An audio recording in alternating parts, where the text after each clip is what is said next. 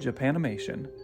This one-word amalgamation was, for a time during the 80s and 90s, the commonly accepted way to refer to Japanese animation in the North American market, as video stores and retailers across the US and Canada would apply the term to the latest releases of series such as Robotech, Dominion Tank Police, and Sailor Moon, and movies like Ninja Scroll, Fist of the North Star, and even the early work of animation maestro Hayao Miyazaki. But as the global popularity of Japanese animation continued to grow, the more culturally sensitive term anime began to take its place, and the term Japanimation quickly fell out of favor, ultimately being viewed with disdain by many fans of the genre, as actor Freddie Prinze Jr. found out in 2012, when he used the term while promoting his voice work in the animated movie Mass Effect Paragon Lost, and subsequently had to upload an apology video. In his apology, Prinze explained he was simply too old and unhip to realize the terminology had changed, and acknowledged that Japanimation was the phrase he remembered seeing and hearing while growing up. Taking Prinze at his word, it's not hard to understand and even perhaps sympathize with his explanation. But his apology, and the seeming corporate necessity for it, does point to how quickly the anime genre continued to grow and eventually even dominate the North American commercial animation market, eventually demanding a level of respect that was not necessarily always prevalent when anime was looked at as more of a niche interest, with a small but devoted cult following. While, like almost any entertainment medium, its overall popularity ebbs and flows to various degrees, anime's North American success has continuously expanded since the 1988 international release of Akira, the moment many still point to as the arguable kickoff to anime's large-scale North American success. That film, which had actually been an underperformer in its native Japan, undeniably captivated a North American audience who were not as used to seeing such dynamic animation matched with such heady philosophical themes and mature, violent action, in animation targeted towards adults nonetheless. In the years that followed, series like Dragon Ball Z, Cowboy Bebop, Death Note, and Attack on Titan, and films such as those produced by Miyazaki's Studio Ghibli, would help maintain anime's hold on the attention of North American fans looking for an alternative to the animated films of Disney, Sony, and DreamWorks. In 2021, two of the success stories of the recovering North American box office have been Demon Slayer Mugen Train, now the highest-grossing anime film of all time, and My Hero Academia World Heroes Mission, both based on extremely beloved manga and anime series. While some have considered the financial success of these films to be a shock, it's probably less surprising to those dedicated fans who are well aware how massively popular and influential anime currently is on a global scale. But while some will still contend the modern worldwide popularity of anime can be traced back to Akira and similar projects that hit big in North America in the late 80s and early 90s, the fact is Japanese animation has long been having an impact on this side of the Pacific. Battle of the Planets, an English-language version of Japan's Science Ninja Team Gatchaman, was a popular cartoon on American airwaves in the late 70s, and in the 60s, American audiences were happily treated to multiple exports of Japanese animation series, including Astro Boy and Gigantor. But perhaps the most iconic of the 60s anime series to make a big splash in North America was the English-language adaptation of the Japanese series Mach Go Go Go, about a young race car driver named Go Mifune and his special souped-up vehicle, the Mach 5.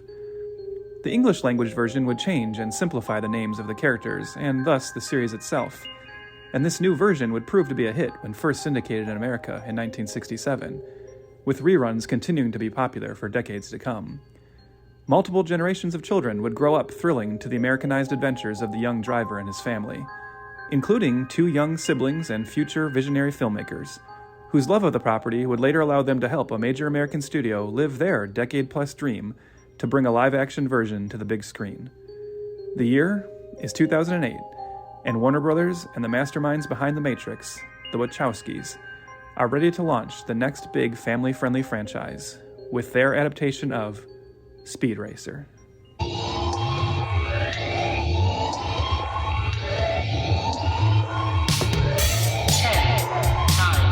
8, 7, 6, 5, 4, 3, 2, 1, 0.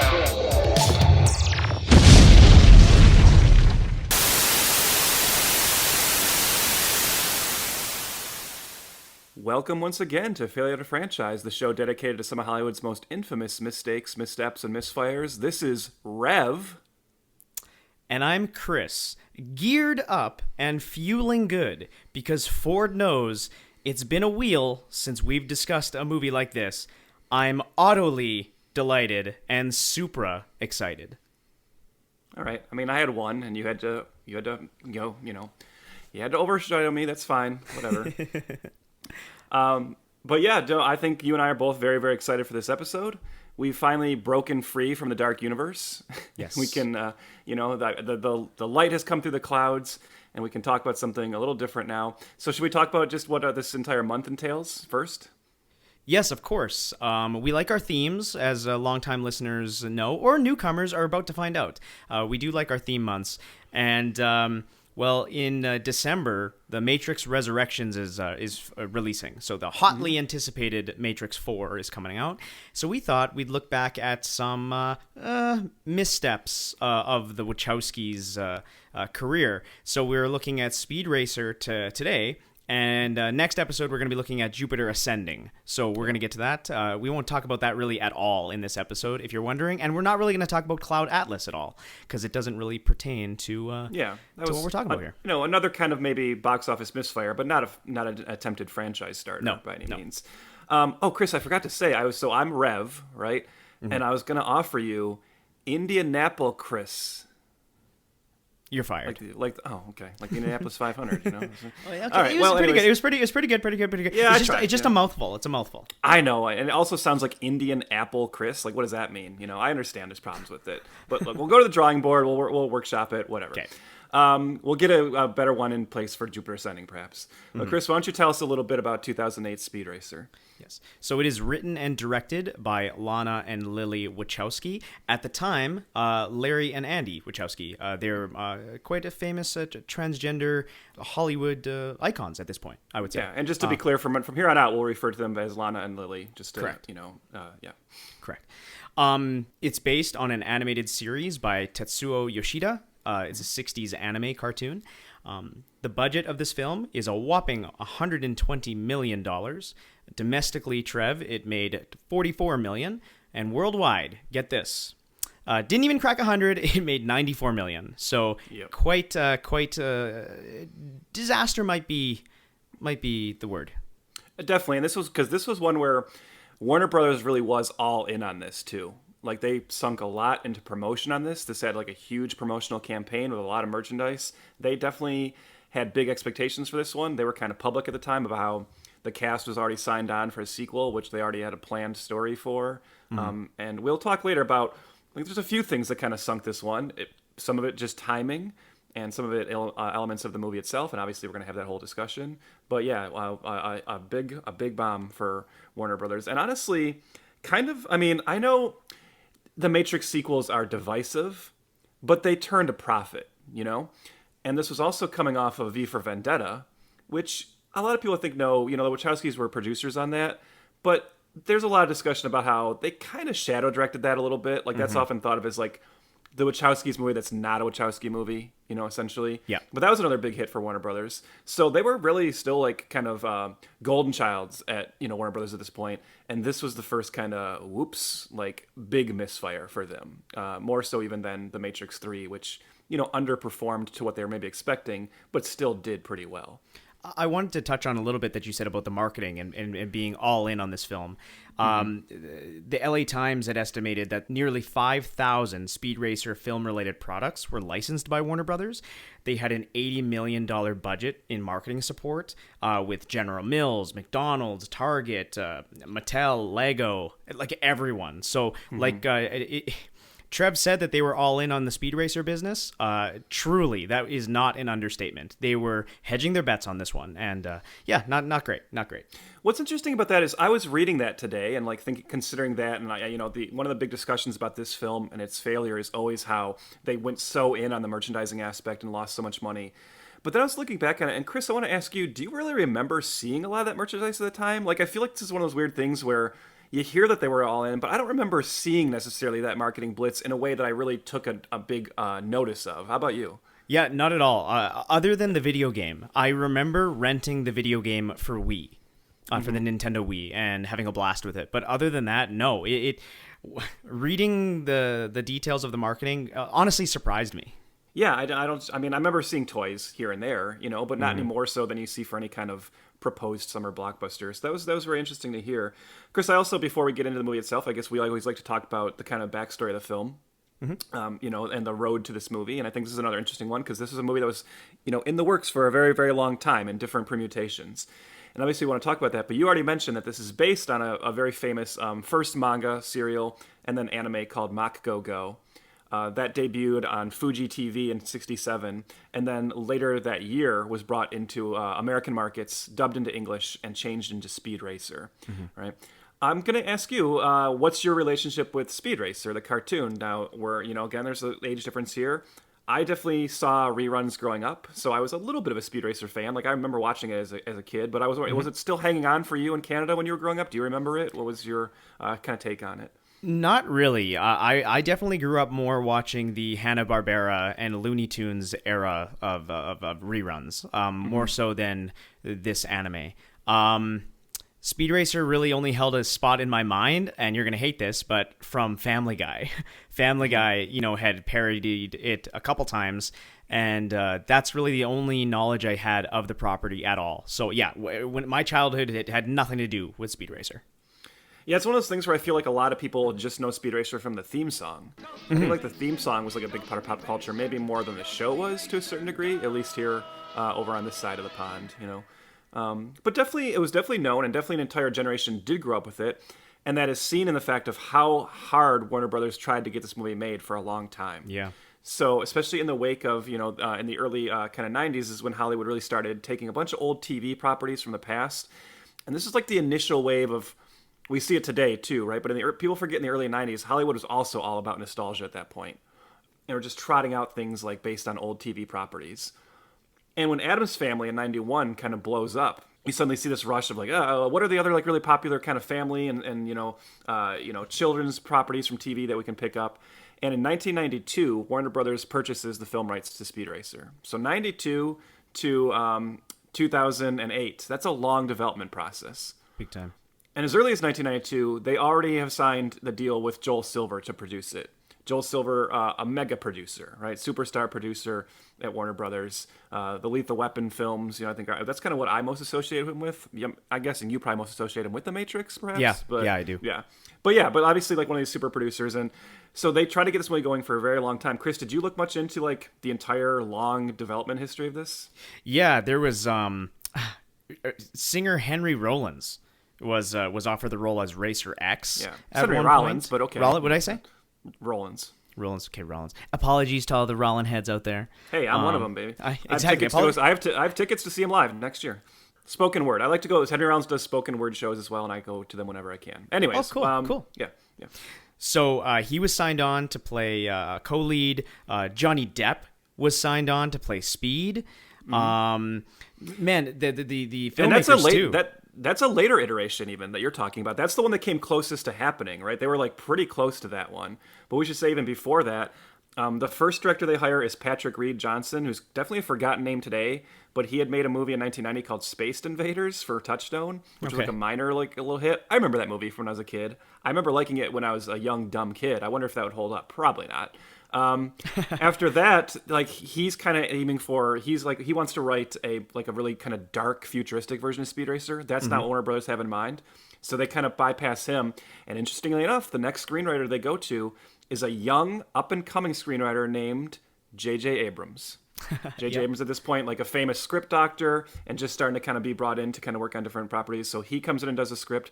That doesn't go any further. That's when Julian Temple comes in. Julian Temple, kind of a well-known, almost like somewhat mid-range art house director to a certain degree, right? He's done things like the Great Rock and Roll Swindle, things like that. But so he's brought in. I think he's the one who gets Johnny Depp and Henry Rollins on board. Okay. But the problem is, initially at this point, it's budgeted as like a $30 million film, right? And as they keep getting closer and closer to happening, his demands are starting to bump the budget up. And he eventually gets it to where it's $75 million, and Warner Brothers is no longer kind of comfortable with this. Mm-hmm. So that's why that version falls apart. And I just think, really quickly, because we're always interested in Hollywood and the way it operates, I like this quote from Julian Temple when he got kind of taken off the project. He says, "I learned what everybody learns, that you're a disposable cog in a machine that's trying ultimately to sell McDonald's tie-ins and action dolls. Eventually, they wanted to replace Johnny Depp with Chris O'Donnell, so he was disposable too." And I think that quote is kind of telling because we can talk later about how even still, we were just talking about the merchandising, right? The studio might have seen this as more of a product than a filmmaker-driven movie, interestingly enough. And Yeah. we're definitely going to talk about that sure. dichotomy later, right? Because that actually feeds into the movie itself. So once Julian Temple's out, Gus Van Sant gets attached for a little bit. I can't even imagine a Gus Van Sant speed racer. That seems like so bizarre to me. Yeah. He drops out. In 1997, Warner Brothers brings in Lauren Schuler Donner to produce, and she brings aboard Alfonso Cuarón to direct. Yeah, that was Now cool to see that. I had no idea about Yeah. that. And that I can envision, right? That sounds cool. Like an Alfonso Cuarón speed racer. I would also buy a ticket for that, like first day, for sure. September 2000, Hype Williams, coming off the success of Belly, he signs on. 2004, Vince Vaughn gets involved. Vince Vaughn wants to produce and he wants to play Racer X. He says he's been a fan of the show since he was a kid and has always liked that character. So that almost happens. And then that's kind of the final iteration before it's all falling apart. And then we get to the Wachowskis getting involved. And essentially, they pitch themselves. Off the success of V for Vendetta, they're kind of looking for their next project, and obviously the Matrix trilogy as well. And Joel Silver has been their producer. He's been who they've been working with. And they ask him, hey, what's going on with that whole Speed Racer thing? And he admits, like, we've been having a hard time for years. Yeah. And they say, well, we've got a pitch, and we'll pitch it to you, and if the studio likes it, we'll go for it. I wish I could have been there for this pitch.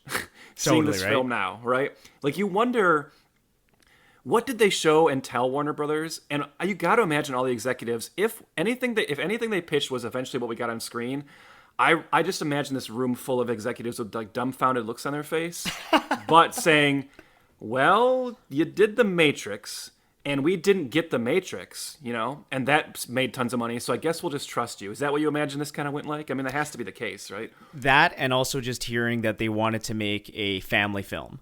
So with the success that they had with 3 hard R-rated films, they can throw the creators of The Matrix on the poster, and then we're going to unlock a whole other demographic. So yeah, I'm sure they dumbfounded. I'm picturing it as you said that. So that's absolutely hilarious. Just mouth agape, and cautiously optimistic, but also dollar signs in their eyes. You know what I mean? Like so many conflicted emotions all at once. And like, imagine the courage of the Wachowskis too, and like the confidence, right, to be at this point in their career, even coming off of some sequels which were, like, as we just said, kind of divisive and not as beloved as maybe they were hoping for, and they still walk in and say, hey, that like little anime cartoon that you've been trying to make a simple movie of for like a very long time? What if you let us do it and we try to redefine cinema with it, right? Like, oh, okay, Yeah. So yeah, and I think that speaks to a lot of why you and I love the Wachowskis, because that's what they're always trying to do. 100%. Right? They're always trying to be ahead of the curve and like predetermine where cinema is going in the future. Well, and even like look at those 3 Matrix films, right? So like each one of those movies, for better or for worse, they did change cinema. They did change something. They invented a technology. They invented something that could be parodied and ripped off for generations. All 3 of those films do that, and it's just absolutely incredible. They are a I almost said singular voice, but you know what I'm getting at. Like the Wachowskis are the Wachowskis. And there's not, there's a lot of beloved films. There's a lot of films that make a lot of money, but there's not that many, in the long term, in the long range of things, there's not that many movies that come and represent a seismic change in cinema moving forward. And The Matrix is certainly one you can point to, especially that first one is saying that's a moment where like filmmaking changed, right? Visual effects kind of take this big leap. Just so many things about, and as you said, that's just inherent in how quickly it's parodied everywhere, how quickly it's imitated everywhere. Everyone wants to make the next Matrix. So yeah, not many filmmakers can claim that they actually have at least one movie that did that. And they're still they're still riding the high of that at this point, for sure. Well, when it comes to The Matrix, I got to ask you, because like you said, there's a little bit of an age difference. But so you definitely saw The Matrix in theaters. I am assuming. You know what's odd, Chris? This is going to be mind-blowing to you. Oh, I did okay. not see the first Matrix in the theater. No shit. I did not see the first Matrix until DVD. And the thing is, like many people, I think I saw the trailers, and I was like, And I was thinking of like, I like Keanu Reeves, but I was thinking like, well, in sci-fi terms, he had recently done like Johnny Mnemonic, which was like, I kind of have a soft spot for Johnny Mnemonic, but because it's bad, right? We've talked about this. Like, I think it's like a fun kind of bad movie. And like so I'm connecting it to that. He was coming off of like some kind of like other misfires to me. The trailer was just kind of like, I don't know what that is necessarily, right? So I remember when it came out and hearing good reviews for it and being like, okay, well, I guess I should get around to that, but I just never did. And then in that meantime, this is definitely something I remember, and this is like speaks to how quickly things have evolved. There was those like longer gaps in between a theatrical run and home video, like now it's like instantaneous almost. But then you had to wait. And I remember that buzz building more and more, that by the point where it finally hit DVD, I had just heard all this stuff about how like you didn't see The Matrix, you understand that like that is going to change everything, right? So sight unseen, I went out and blind bought The Matrix day one when it came on DVD, rushed home and watched it, and instantly fell in love with it. And then you better believe I was there for the sequels on day one for sure, because once I saw it, that's certainly a regret of mine, is not seeing The Matrix, the first one, in the theater. Like that's very sad to me, but I made up for it with the rest of the Wachowski's output here. Yeah, The Matrix for me was one of those movies that you remember exactly where you were when you first saw it. My cousin at the time had ripped it off of a pirating site back in the day, and I was too young to see it in theaters, of course. So I remember him being like, "Christopher, like come to the computer," and I went to the computer and I sat there for 2 hours and just like watching a desktop version of The Matrix and being completely blown away, like completely mesmerized with it, and could not. Before you continue, I'm calling Denis Villeneuve right now and telling him how you first watched The Matrix. He's gonna have some words for you. All right, go ahead. Yeah, sounds good. But like, it was just a seminal moment that, like as soon as it came on to DVD, I think I still have the clamshell shitty case for it. Dude, I had a snapper case DVD of that movie. That's what I meant to say. The snapper with the little black edge thing. Yes, the cardboard snapper cases. Yeah, the worst. I hate those, but that's what I had for The Matrix. Yeah, that's the one. I can like. I've recently given it to my parents at this point because my buddy had bought me the big nice collection one time that has the Animatrix in it and all that. Yeah. I've got that Blu-ray set, and that's like, I haven't upgraded 4K yet. But just Blu-ray alone, those Matrix Blu-rays look fantastic. That's one of the first Blu-ray sets I got where I was just kind of like, whoa, this is what Blu-ray can really do, huh? But The Matrix was to me, it was all about the scenes. Like what it was one of those movies that for years, like when the sequels came out in 2003, I was in junior high at that point, and I remember buying those DVDs and racing home before my mom was home or my parents were home so I can be in charge of the home theater system and just turn on to the highway chase and the lobby scene and the Burly Brawl and the fight between Neo and Agent Smith, and just destroying the house when it comes to the sound. So much so there was a couple times that my mom would come home and start screaming at me, and I didn't hear her through the home theater system because I was blaring it so loud. She's like, I can hear it from the sidewalk. And like The Matrix to me is just honestly incredible. I mean, really, like I know those sequels are divisive, but I don't give a fuck. I will defend them. Well, that's the thing. Like, look, I don't think we need to necessarily turn this episode into a polemic on The Matrix and the sequels, but because this is a Wachowski's theme month, let's just get into it briefly. Sure. I know you and I are both like hardcore defenders of the entire Matrix trilogy, and I think and yes, I acknowledge some of the flaws of the sequels. Do I ultimately think it might have worked better as if you could combine those into one movie, perhaps, right? And you definitely feel the bloat in the third film quite a bit. I do think it's a strategic mistake to have a very long sequence in the third film that leaves our core trinity of characters. Trinity. But, we leave Trinity, Morpheus, and Neo behind for too long, right, with the assault on Zion. And suddenly it's like new characters. Yeah. That's a little bit of a filmmaking misstep, I agree. But ultimately, I mean, I love those sequels, and I think, and I've seen more and more love for them in recent years. People have kind of started to come around on them as people start to understand like what the Wachowskis were doing. And you look at that, and right away with those sequels, and we're going to talk about this with Speed Racer as well, this becomes like a through line of the Wachowskis' career of not doing what the audience necessarily is expecting or probably wanting them to do, but just doing their own thing and having confidence of saying, okay, well, you thought that we're probably going to give these sequels that are just about humanity, like beating the machine's ass and winning the war, right? Mm-hmm. No, we're going to create this like 2-film, super philosophical treatise on the absurdity of war, the unnecessary, just notions of war, and trying to find peace with your enemy. Yeah. And I think an audience sat in the theater like, huh? How come Neo not just kill all the machines, right? And like, that's not what they were trying to do. Yeah. And I mean, I just think that those sequels are fascinating for that reason, but they still also have all the kick-ass action you're looking for. Yeah. I love them. I love them. The Matrix is great. You know. Yep.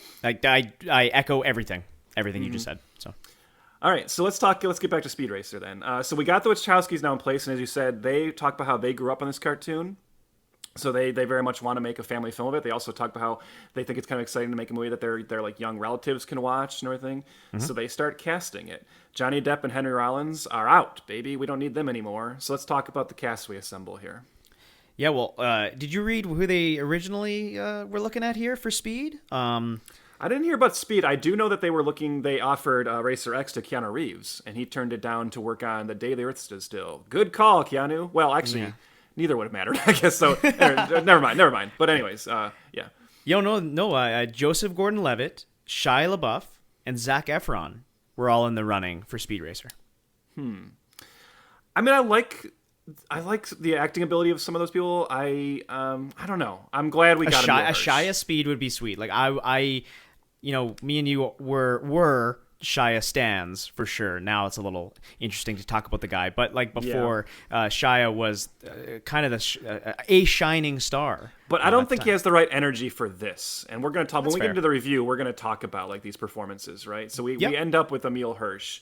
Who's not really he doesn't ever blossom into a megastar, and there's also some problematic elements of him that play into that. But he's the one who gets the lead role for Racer X. As you said, we won't spoil yet who Racer X is, so don't worry. But we're gonna get to it. But the kind of other like famous racer in this world, Keanu Reeves turns it down. So instead, somebody who's kind of enjoying a moment at this point because another Trev and Chris favorite, Lost, is at this point a pop culture phenomenon. So they go to the lead actor of that show, Matthew Fox, and he takes us on. Another guy who never really popped in movies, but comes in for this performance here. Also a problematic thing happened with him too. Yep. And that's a shame because Matthew Fox, I think you'll agree that all Lost fans were like, Matthew Fox is gonna be a fucking movie star. Oh yeah, I definitely thought that watching that series. I mean, like I was like, this is a guy who, the second the show is done, he is ready for that next level, right? Yep. And that just never happened. And I remember things like Vantage Point and stuff, and just be like, oh, okay, so that's what he's trying to do. But also, I've also heard, and I know like Dominique Moynihan has kind of talked about not having pleasant experiences with him. He's a little bit difficult to work with, so that might play into it. But the casting doesn't stop there. For Trixie, Speed Racer's love interest, we get Christina Ricci, and I'll tell you what. One of my all-time celebrity crushes ever since I was a little kid. I was a little kid seeing Addams Family. Her and I are basically the same age. So I just kind of grew up in love with Christina Ricci. Yeah. And if you need to cast somebody to play a live-action anime character, first of all, we should acknowledge there's a somewhat problematic element here of how this entire cast is kind of whitewashed. Sure. Okay, putting that aside, if you're going to cast someone to visually look like the characters from a cartoon, Christina Ricci with her kind of giant eyes and everything, she was just like perfect for this. And Trev, did you also see who was in line for this role before Christina got it? No, this is another one I didn't kind of see. Alicia Cuthbert, Rose McGowan, and our personal favorite, Kate Mara. Oh, man. No. The morose kind of like bummed out Trixie. No thanks. Yeah, it just seems like she doesn't want to be there ever. Christina Ricci, definitely the clear-cut winner there. Oh, yeah. Yeah, I fell in love with her with Casper. That was my moment growing up with her. So she's awesome. It's also she's when awesome. you fell in love with Devon Sawa, right? Oh my god. All right, so we got the core Trinity there again. Trinity, huh? I'm not gonna do that every time, I promise. But okay. For Speed's parents, also, man, what a cast, right? Bringing in for his parents, Pops Racer and Ma Racer. We get the great, I don't know, one of the most underrated actors of all time, perhaps. Yes. John Goodman, right? Fucking I don't even want to say. I don't even want to say America's dad. I mean, like the world's dad. John Goodman is powerhouse. Is a great word. He just has. If John Goodman shows up in anything, it immediately elevates the movie. Mm-hmm.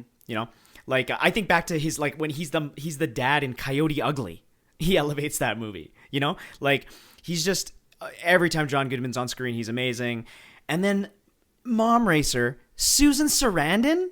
Mm-hmm. Unbelievable. Unbelievable. Yeah. Can we just pour out the fact that John Goodman does not have an Oscar?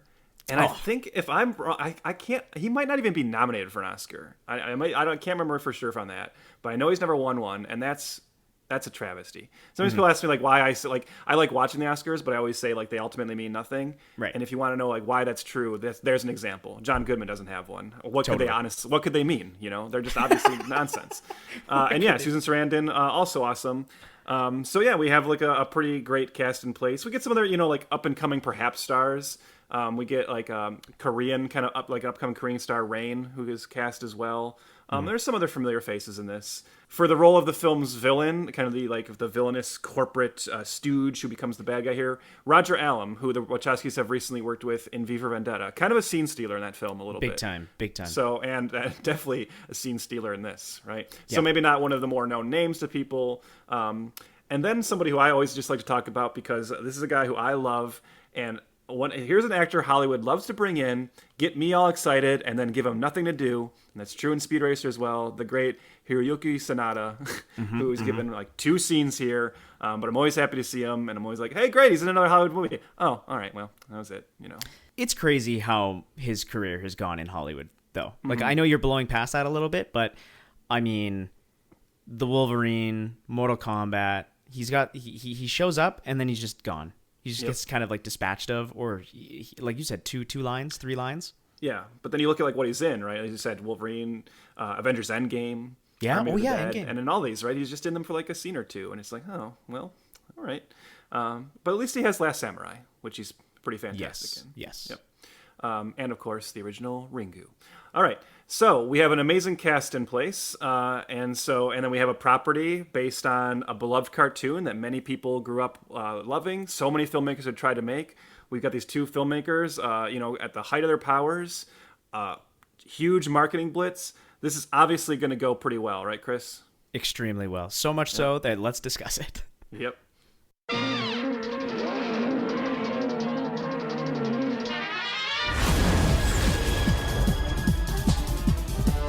Your son seems to be interested in only one thing.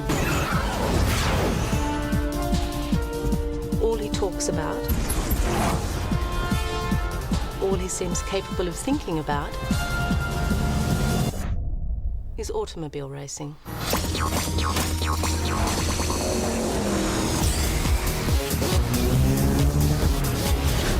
Racing's everything. For my family, it isn't just a sport. It's way more important than that. It's like a religion. Are you ready to become a real race car driver? Then sign that contract. He's just trying to scare you, son. What you do behind the wheel of a race car has nothing to do with business. You walk away from me, you walk away from this deal, no matter how well you drive, you won't win, you won't place. I guarantee you right now, you won't even finish the race. You think you can drive a car and change the world? It doesn't work like that. Maybe not. But it's the only thing I know how to do, and I gotta do something. Move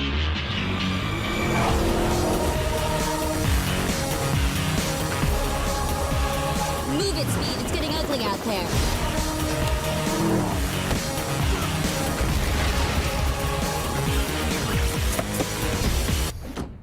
Wasn't my idea. Oh, no? It was his.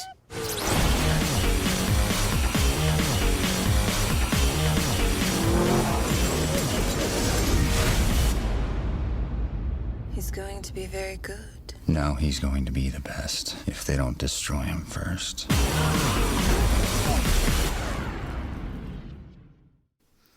Okay, I gotta read this thing now, so bear with me. Born... Good start. Oh, man. Born into the family business of racing, Speed Racer is one of the track's hottest stars. Sitting at the wheel of his Mach 5, he consistently deflates the competition, fighting to step out from under his deceased brother's shadow. When Speed turns down a lucrative offer from the head of Royalton Industries, he uncovers a terrible secret, that powerful moguls fix races to boost profits.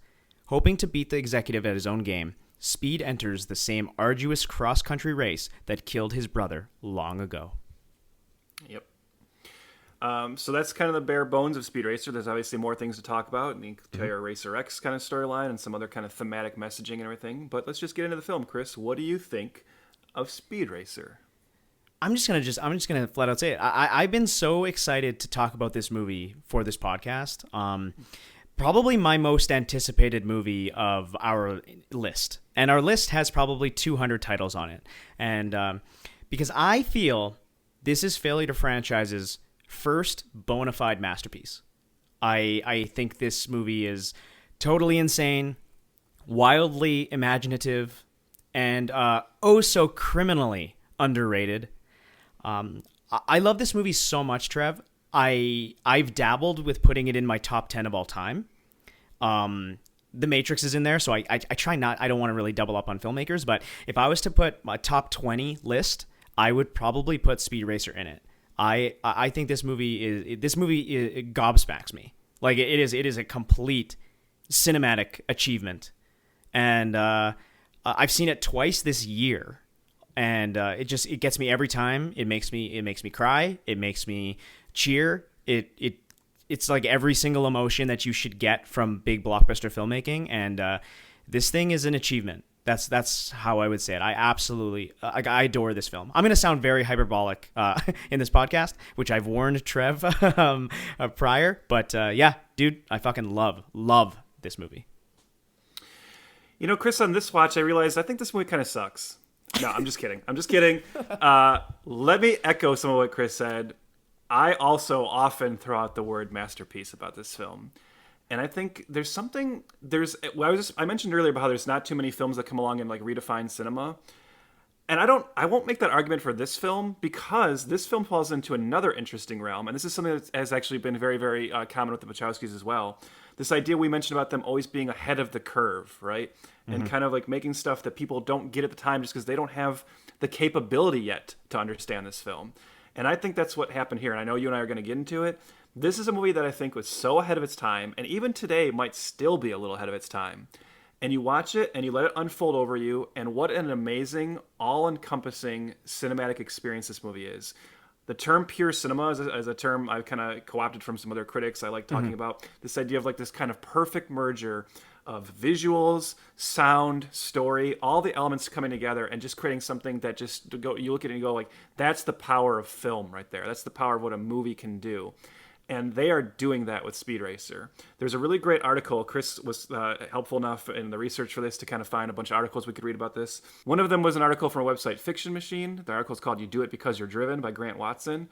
And he mentions, he just has this bit which I want to read here, where he says, there's a strong argument to be made that Speed Racer is, when all is said and done, the most expensive experimental art house film ever produced.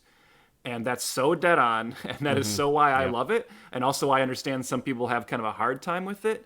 But this is, man, I'm going to be not as probably hyperbolic as you, because I'm not like I'm just going to try and temper it so there's not two people just screaming at our listeners about this movie. But yeah, this is definitely a masterpiece, and it's a movie that, as you said, I've been very happy to see more and more people coming around to it over time, but I feel like it's still not quite where it needs to be.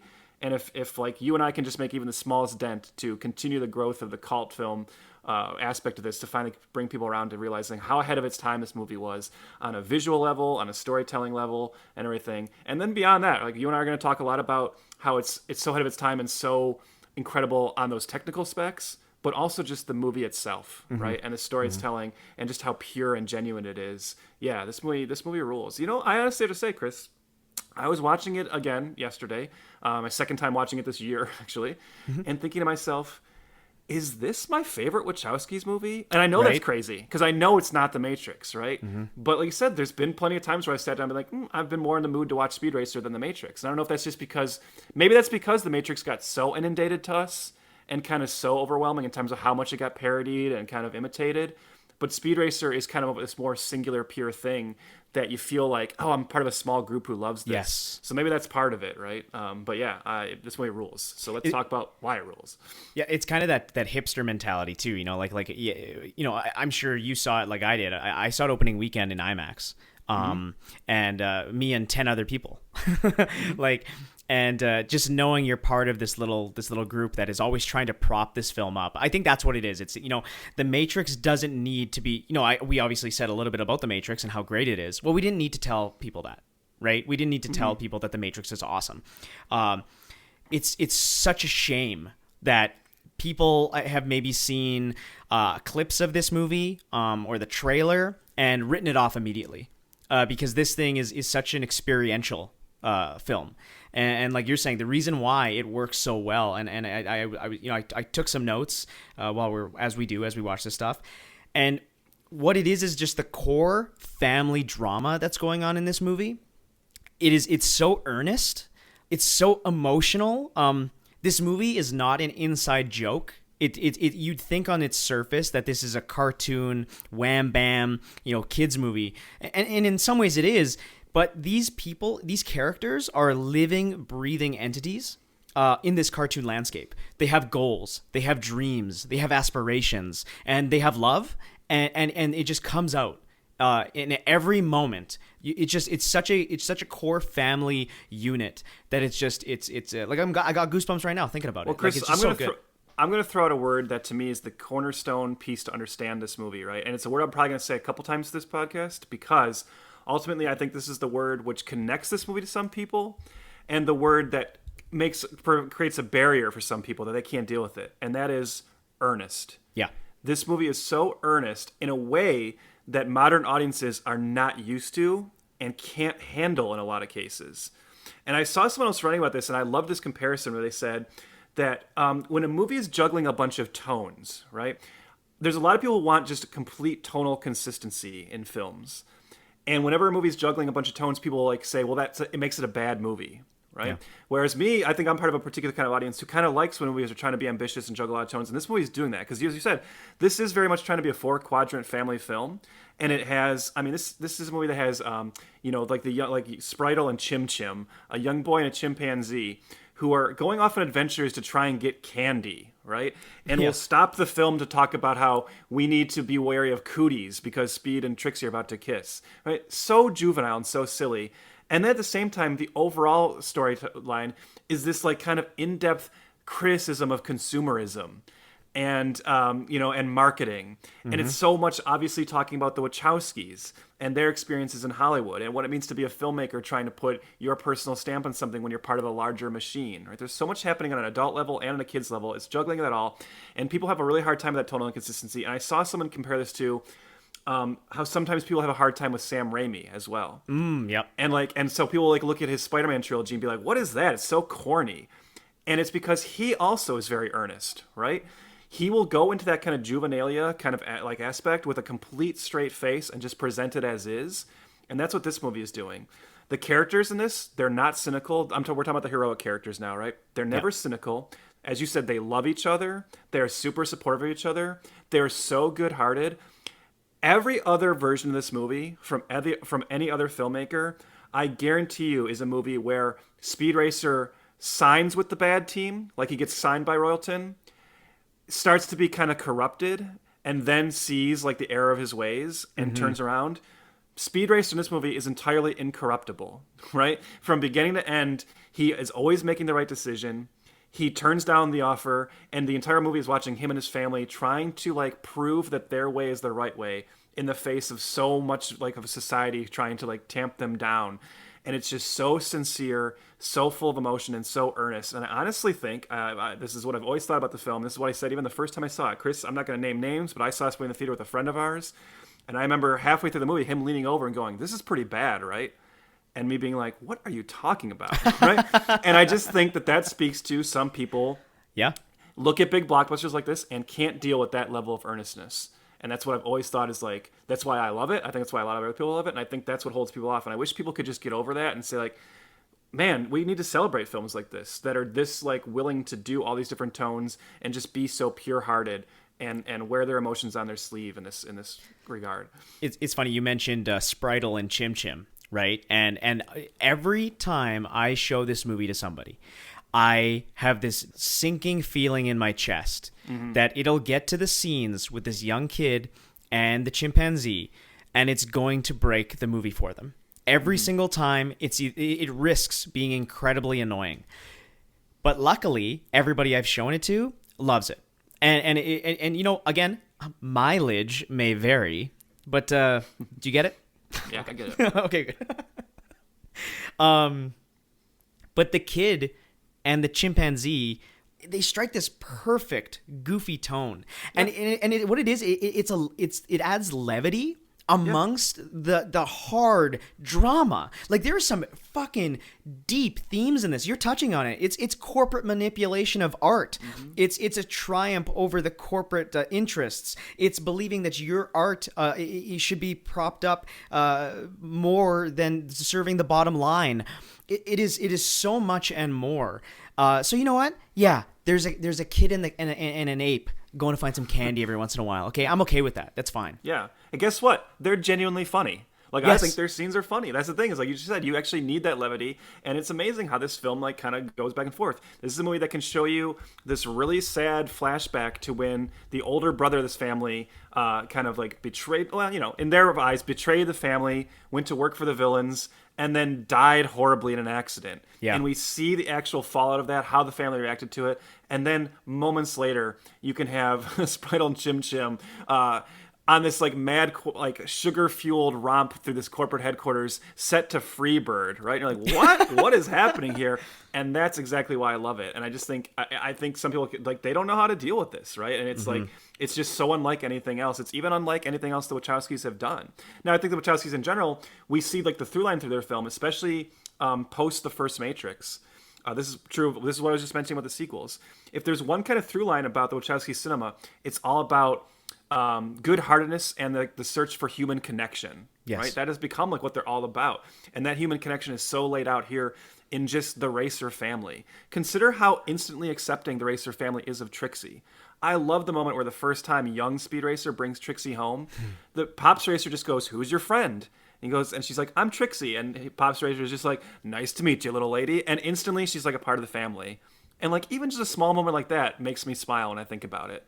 Just like what the characters are like in this film and how good-hearted they are. I want to be in this family, right? Yeah. I want to be part of the Racer family.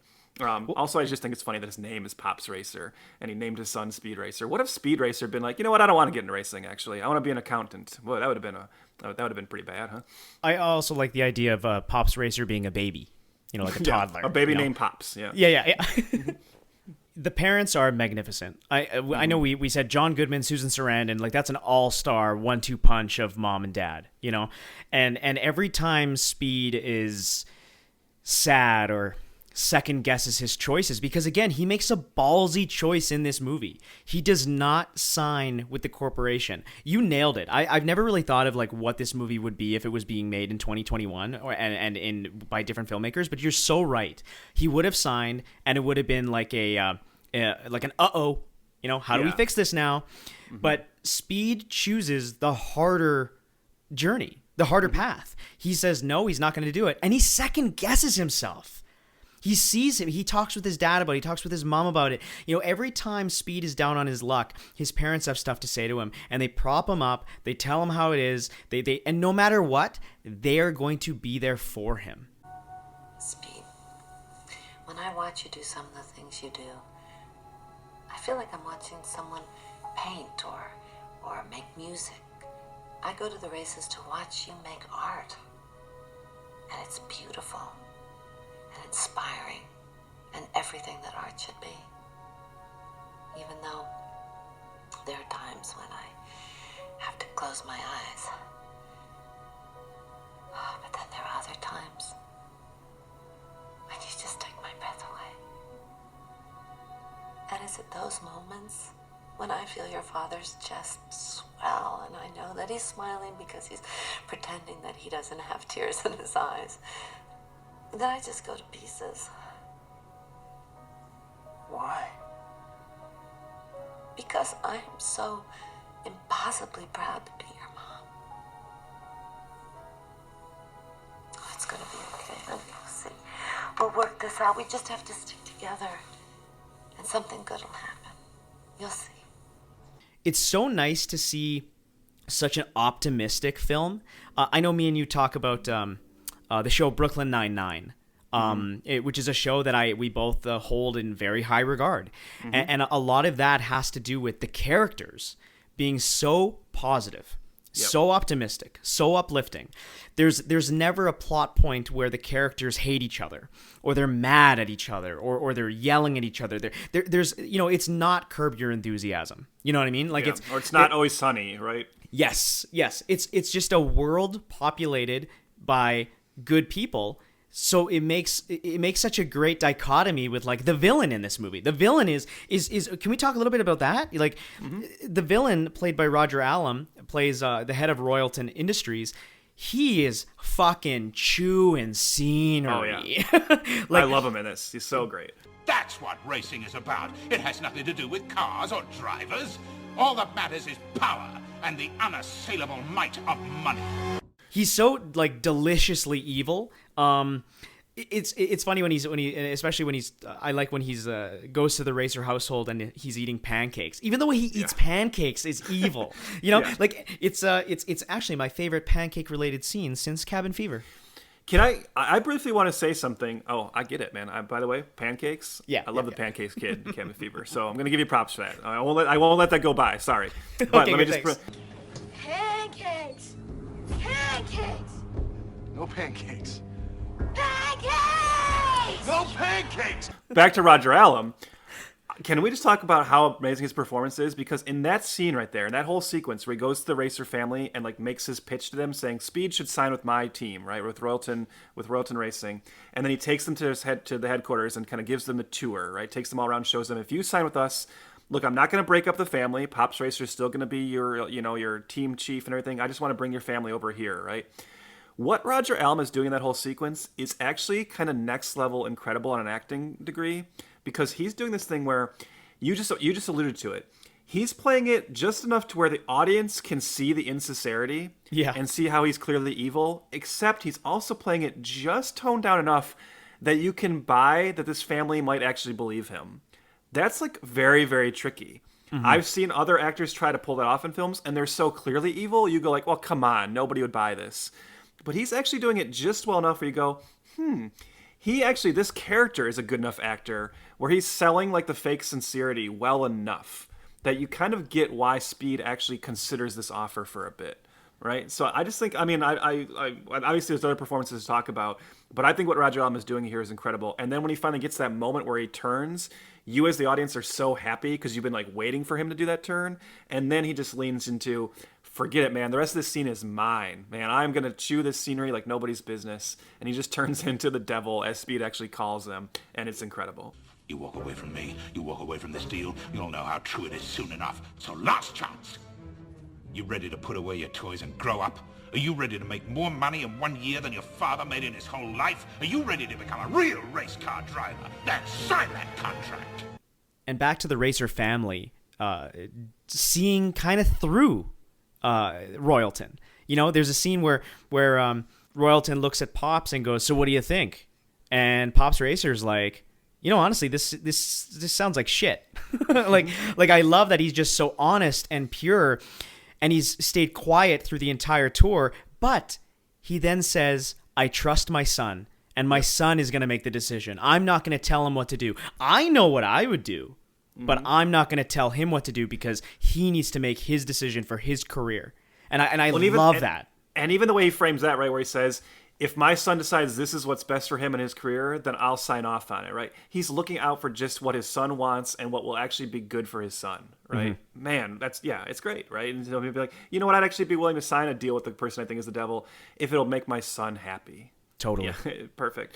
And it is all, and we should mention, this is actually all framed very effectively in the film by his past experiences with what happened with Rex Racer, Speed's older brother. And we say that about how Rex Racer, he actually signed the deal to go work with like the other guy, kind of, with this corporation. And that drove this huge wedge between him and his father, right? Pops Racer told him, if you go out that door, you can never come back. And I love how that becomes a through line to where then there's this tragedy, and Rex Racer is presumed dead after like kind of a year or so of becoming this really dirty racer, and kind of the family, looking at him as kind of a black eye. And then they lose him, right? Mm-hmm. And what that does to the family, and the idea of later of when Speed kind of goes against his father, And that discussion Pops has with him, where he essentially tells him, look, I don't agree with what you're doing, but if you walk out that door, just know, actually, you can always come back. Speed, I want you to know I acted rashly. I said things I wish I had. Your mother usually protects me for making an ass out of myself, but I was determined to do it this time, and I guess I did a pretty good job of it. I just wanted to make sure you understood how sorry I was. Thanks. The truth was I couldn't have been more proud of you, son. Not because you won, but because you stood up. You weren't afraid, and you did what you thought was right. It didn't amount to anything. It was completely meaningless. How could it be meaningless? I saw my son become a man. I watched him act with courage and integrity and drive the pants off every other driver on that road. This is not meaningless. This is the reason for a father's life. I admit I went to Cortega because I was afraid that what happened to Rex was going to happen to you, and I just couldn't take that. But what I realized at Cortega is I didn't lose Rex when he crashed. I lost him here. I let him think this stupid motor company meant more to me than he did. You'll never know how much I regret that mistake. It's enough, I'll never make it again. Speed, I understand that every child has to leave home. But I want you to know that door is always open. You can always come back. Because I love you. Love you, Pops.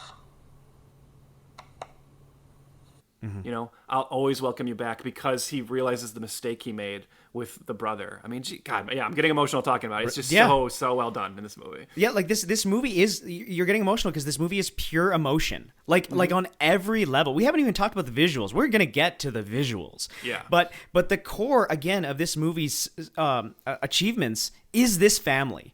And we're going to say it so many times we might be annoying, so I apologize. But like, the family unit here is just so goddamn good. Like, there's a scene like later on where Speed actually. So hold on. Let's dial it back, because we're getting so excited we might be jumbling around. But like, so Speed doesn't take the deal with Royalton Industries. Okay, so then they give his spot to somebody else, and Speed kind of has a little bit of regrets about it, but also is like, you know what? I'm gonna prove to this motherfucker that the Racer family can get in on this.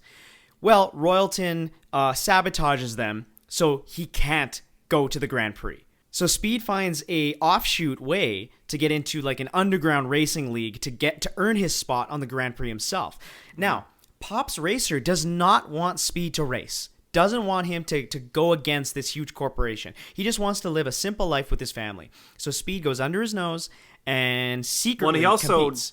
And he also doesn't want Speed because, as you said, this is an underground race. It's kind of more of like a blood sport race. And it is actually the race that Rex Racer died in. Yes. Right? So Pops is like, no. I lost one son to that. I will not lose another. And meanwhile, Speed, there's like kind of double motivation here for Speed. He wants to join this race not only to get into the Grand Prix, but also he has now been contacted by Racer X, this kind of vigilante racer who's trying to take down the criminals who are trying to fix racing. And one of the best named characters in movie history, I know this comes from the cartoons, Inspector Detector.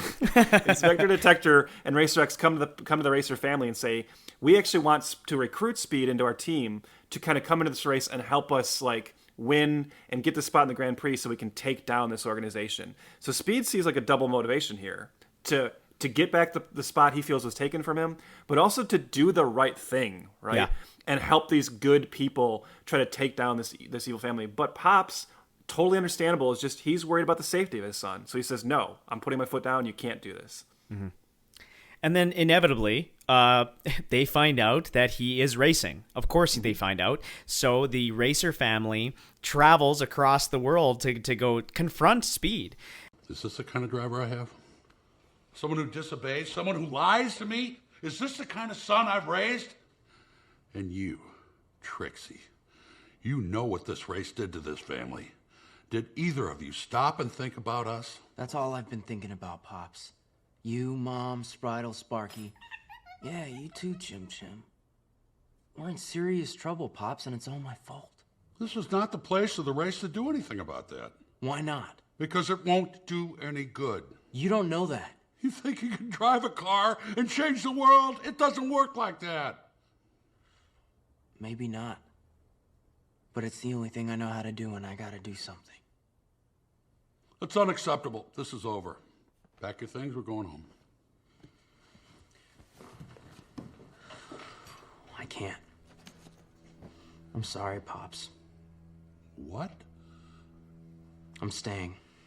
So am I. No, you're not. We're going home right now! I'm not a child, Pops. You can't tell me how to live my life. If you want to fire me as your driver, then fine, do it. But it won't change the fact that I am going to finish this race. God, you sound like Rex! You want to die like him too? Will that make you happy? Don't take it out on me because you feel guilty for what happened to Rex. Okay, you two, that's enough. Pops, if they're staying, we're staying. Woohoo! Room service! And I suggest that we all find a way to go home together.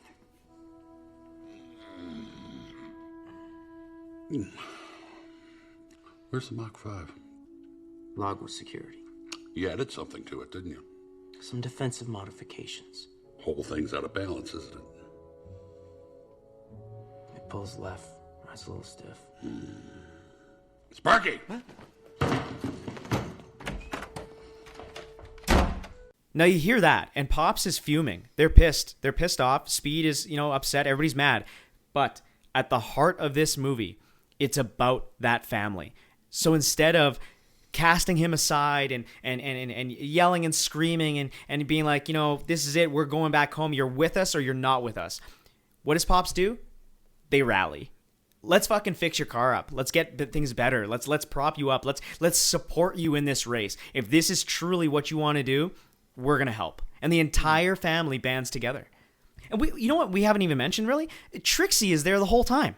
Christina Ricci's Trixie's there the whole time. And again, like Trev, you said before, the Racer family is so accepting of her that she just becomes part of the family, that she's just there all the time. And it's wonderful. Her and Sparky, right? The Mechanica family, who's also just, we understand he's not really a part of the family, but he is part of the family, right? Yeah. You get the sense, I think he actually lives with them. He's just always there. He's kind of annoying, but they just all accept it and deal with it. Right? And he's just there all the time as well. And Trixie, I love the entire dynamic between not only Trixie and Speed in this, which again, here's a relationship, no second act complication, right? I was thinking, again, talk about like what other filmmakers would do. There's a moment when they are taking a Royalton and Royalton's showing them around where they kind of purposely have this like really attractive woman come in, right? And she's fitting Speed for like a suit and everything. I'm thinking, oh man, any other filmmaker would have a moment where this girl bats her eyes at Speed and he kind of smiles and Trixie looks over like, what? And the Wachowski's like, no. Trixie and Speed know they're in love with each other. He's not going to look at another woman. He doesn't think of any other woman this way. They're completely fine, right? And at no point does she get mad at him. They don't break up and come back together at the end of the film. She's there with him. She supports him the entire time. She's also an incredible character in Hollywood terms in that she's a gearhead, a complete gearhead who has a scene where she actually drives in one of the races. She's always there in her helicopter helping Spot, but she's also feminine. They don't make her butch, right? They don't make her like, it's not funny that she's a gearhead. She's just Trixie. The family accepts her. She's part of the family. So I love the relationship between her and Speed and how the whole family just accepts her instantly. And it's great. And they have wonderful chemistry. They really do. Like, let's talk a little bit about that. There's a scene early on that they're sitting in a car, kind of like a lover's lane type scene. But when I'm in a T-180, I don't know. Everything just makes sense. So, are you saying this doesn't make sense? Okay, this makes sense too. Oh, so you like this? Yeah, this ain't so bad. I'm starting to wonder. Wonder what? Well, with you so busy becoming Mr. Super Famous Race Car Driver, I'm starting to wonder if you were still interested in this. You know I am. Do I? What, like you forgot? Maybe I need a reminder. A reminder? Sometimes a girl could use a reminder. You mean like a new igniter for your helicopter? Well, how about a tire burn that spells out your name? Warmer. Maybe at the end of some big race, when I pull into victory lane, I scoop you up and kiss you. Thousands of flashbulbs going off. Would that be so terrible, Mr. Super Famous Race Car Driver? I don't know. Maybe we should practice. Maybe we should. And it's just so naturally romantic, flirty, but at that like PG-13 level. You know what I mean? Like it's not gross, it's not sexual, it's just two characters that are just all in with each other. And it's not really this will they won't they, because they definitely will, but it kind of builds up because you want them to kiss. You know, and the whole film is like leading towards that moment, and it's just done in a playful, just a genuine way. That's the word I want to use. It's very genuine. Well, it's so funny too because you think like they've obviously been a couple for a while, and there's no way they don't already kiss or they haven't kissed, right? And yet the movie is not showing us the kiss. So that's so how clever the filmmaking here is, right? That we want to see them kiss. The movie's building to that, even though it's probably something that just happens all the time, right? And like that's clever. This is why you're talking about their chemistry. Here's maybe a great time to just talk about the man of the hour, because this is why I don't think I would have wanted to see Shia LaBeouf or Zac Efron in this part. Okay, Shia LaBeouf, like I said, I like him on a performance level, but he has this kind of manic energy to his performances, right? And an edge, which wouldn't be appropriate here. Zac Efron, I think I would see him kind of bringing like a slight level of like smarm or sarcasm to this. We talked about earnestness. I can't talk enough about how incredible I think Emile Hirsch's performance is in this film, because it is so just pure and earnest in a way that I think a lot of young actors would be afraid to do on screen, because we're so trained, especially in this like post-MCU world now, right, about how our heroes are supposed to have this kind of level of ironic detachment. And that's just the norm in blockbuster cinema in particular. They're not meant to be this pure-hearted, this genuine, this all in terms of like the relationship, this loving with their family, and it not be like slightly like, I think other filmmakers would like be poking fun at that a little bit. Yeah. They would look at the Speed Racer cartoon and be like, they would do what the Brady Bunch movie did, right? Which I love, but it would be like, oh, if we're going to make a movie about this earnest show, we have to make a movie that's mocking it. We have to make a movie that's poking fun at how good-natured and good-hearted these people are. And that's not what this movie is doing, and that's not at all what Emile Hirsch is doing with his performance. He is all in on the earnestness of this character, and I think it's amazing. Yeah, a lesser film needs to become self-aware. This world and these characters are real. Like I said before, they are living, breathing entities. This is not us watching a movie about a cartoon. We are observing a living, breathing world. And there's something that's so wonderful about that there's no winks at the camera. There's no sly comments about like, oh, that was weird, right? Oh, shucks. No, everything here is grounded in the universe of Speed Racer, in the universe of Autopia, I think it's called. That's the world. Like that's what it is. It's as real as me looking out my window right now and seeing the traffic outside. You know, and I think that is what's so great about Emile's performance, and everybody's, of course, but his is that he cements it as a real world. He cements it that he's not poking fun, that he's not being sly, that he's not being witty or has a bunch of one-liners, and he's not trying to make you laugh. This guy is an athlete. This guy lives to be a race car driver, and that's the way that these people would react in the real world. If he's being, manipulated by a corporate entity and he thinks he's fighting for the right thing, that's how he would act. He's not gonna be smarmy about it. He's not gonna Tony Stark it up. It's again, earnestness is the word, but there's just like that self-seriousness. It's just awesome. Yeah, you're so right. Emile is a great, great actor in this. Really, really great. Maybe stuff. This is a great time to bring up a term that they were throwing around while making this. So we haven't even started talking about the visuals yet, but there was a term that applies to the visuals that also applies to the tone we're talking about and what the Wachowskis are trying to do. And this comes from the visual effects supervisor, John Gaeta, who obviously was also kind of in charge of the groundbreaking effects in The Matrix. He works with the Wachowskis again here on this film. And he actually says, and I want to read this quote because I think this word is just brilliant. And I'm going to always use this word now when I talk about Speed Racer. He says, "We wanted to start anew.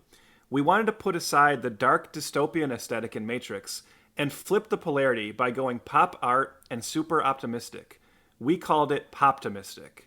And that idea became a formula for the universe. And I'd actually never seen that term until doing the research for this episode. And once I saw it, man, did that click. And I said, poptimistic, fantastic, right?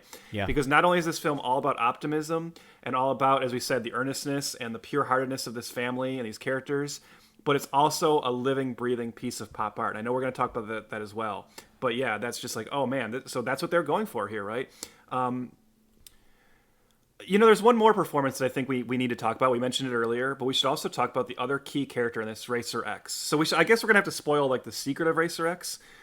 We mentioned, of course, the Racer X in the film and in the cartoon. Anybody who saw this movie, like me, with the familiarity of the cartoon, went in knowing the secret. So I give the movie credit for like still again having the kind of cojones to like save the reveal for so long, right? But the secret here is Racer X is this other racer who's popped up on the scene recently. And he's kind of, not only is he involved in the racing circuit, but on the side, he's also been this vigilante who's taking down the criminals who are fixing racing and threatening the racers who don't go along. And that's Racer X. Chris, do you want to tell the people the secret of this character and also then talk about Matthew Fox? All right, here it is. Here's the big reveal. If you haven't heard it, please go watch the movie first. Come back, please timestamp this. But yes, Racer X is revealed to be Rex Racer, the long-lost, presumably dead brother of Speed, who has had plastic surgery to look like Matthew Fox now, which is kind of funny because I know you said it was obvious in the movie when you're watching it, but I love that this movie plays with the obvious nature of it. That Speed calls it out at least once, maybe even twice, that you're Rex, just tell me. And he says, no, I'm not. Like, look, I'll show you my face. Look, I'm Matthew Fox. And he's like, oh, okay, yeah, you are Matthew Fox. I saw you on Lost. Yeah, okay.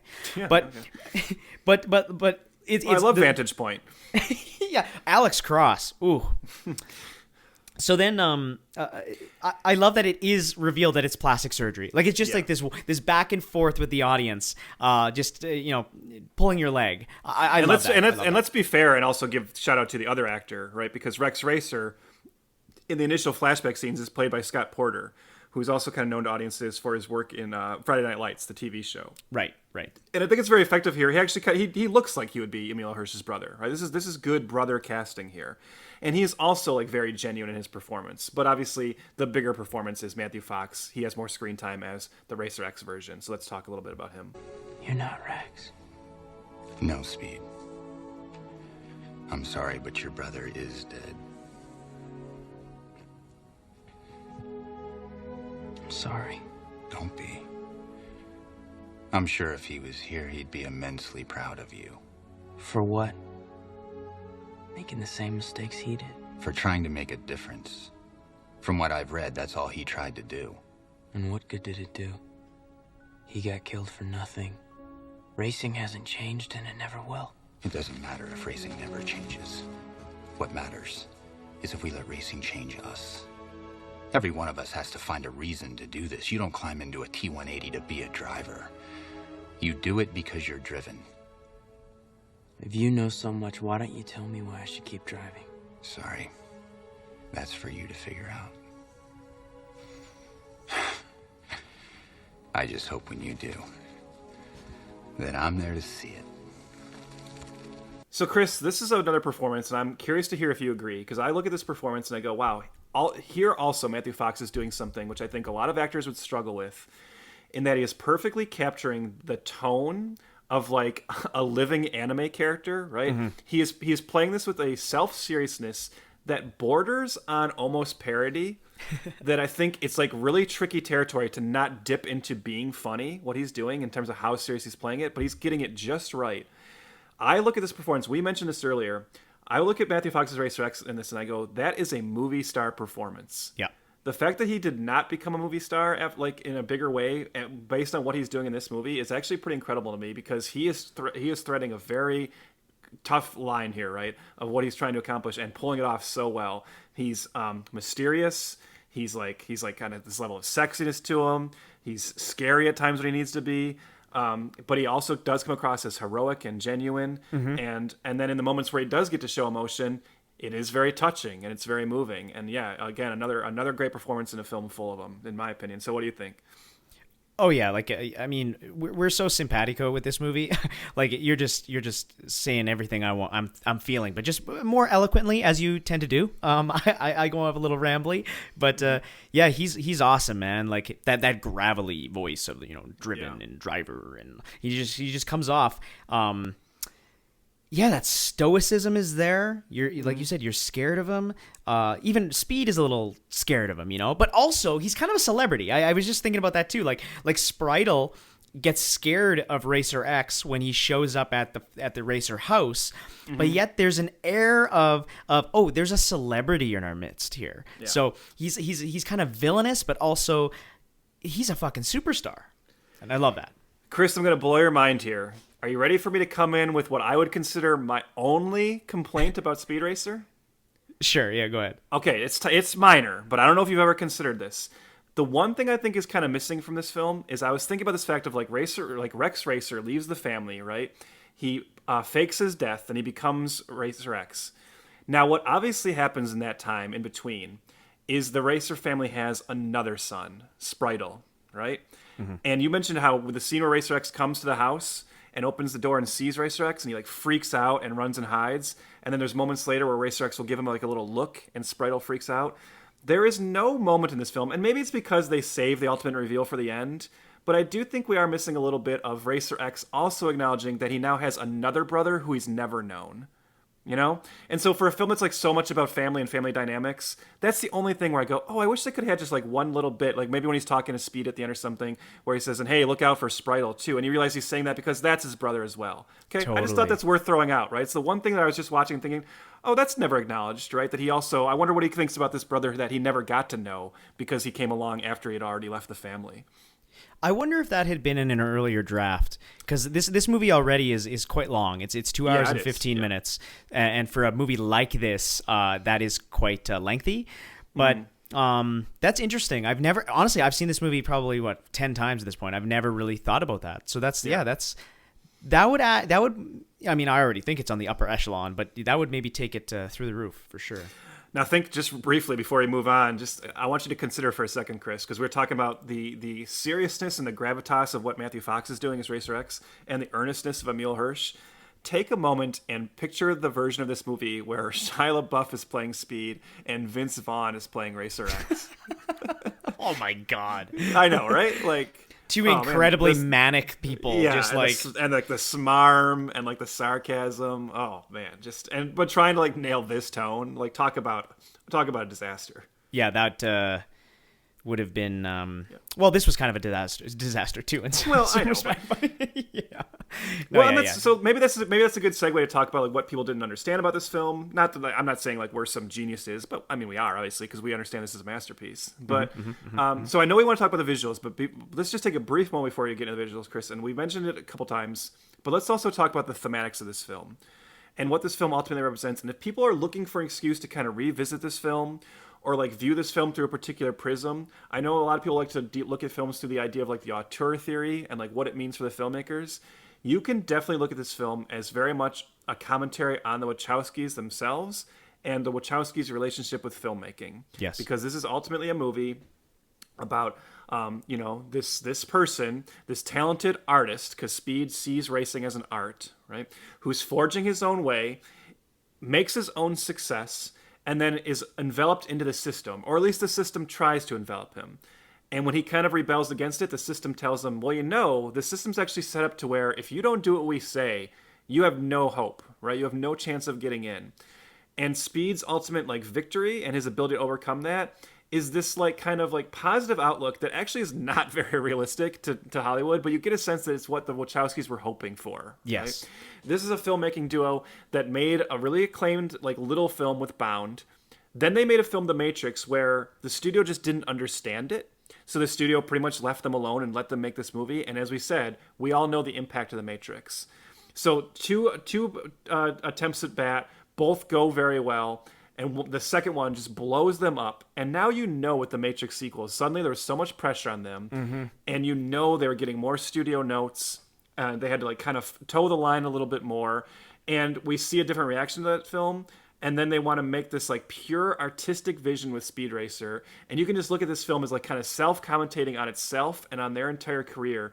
And this overall notion, it's just like the White Stripes song, right, Little Room, which is like doing the same thing, where it's a song about what happens when you're a singular little artist and suddenly you start blowing up. And there's more expectations on you and you're expected to exist in a corporate world.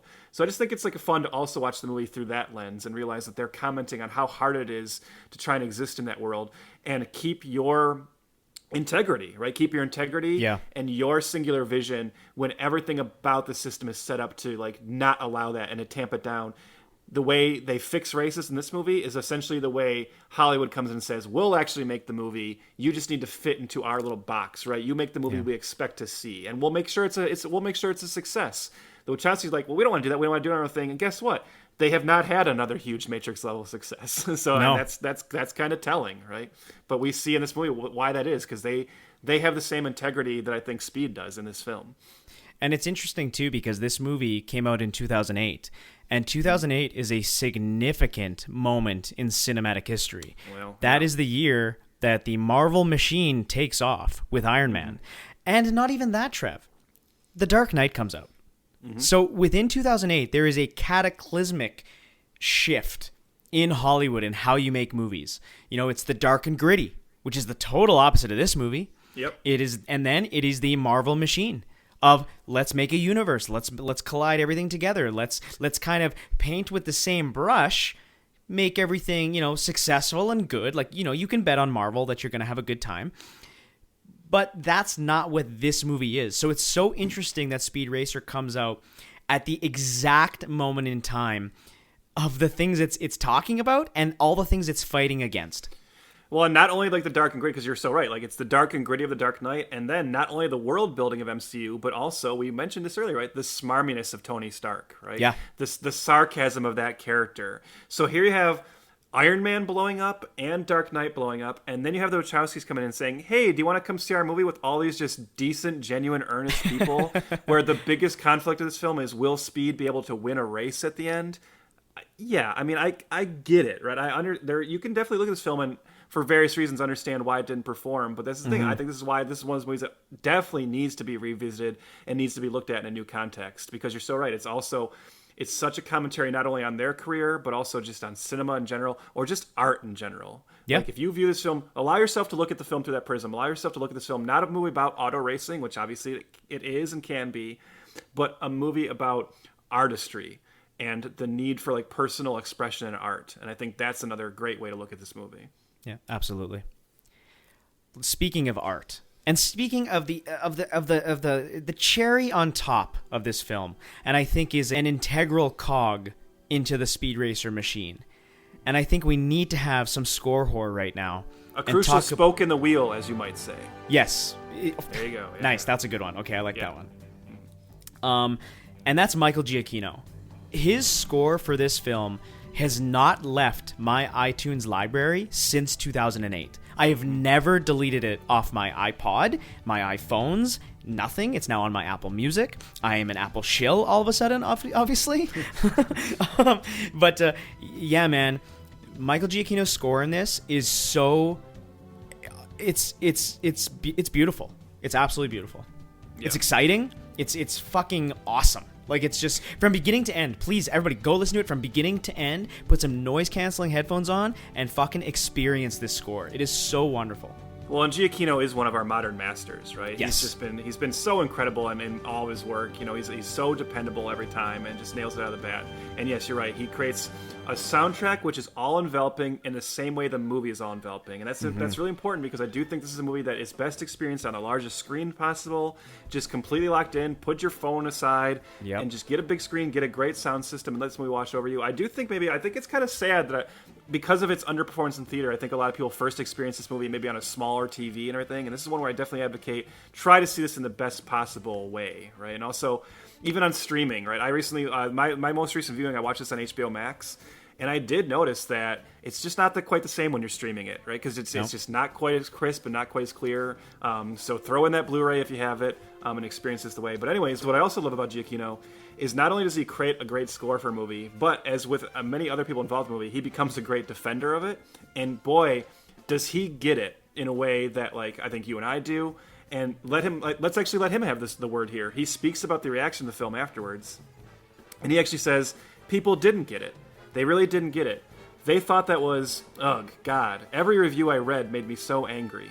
I was like, you are not getting it. It's not supposed to be real. It's not. It's a world that they want to create and take you into. It's just someplace else. It was like going into an art museum.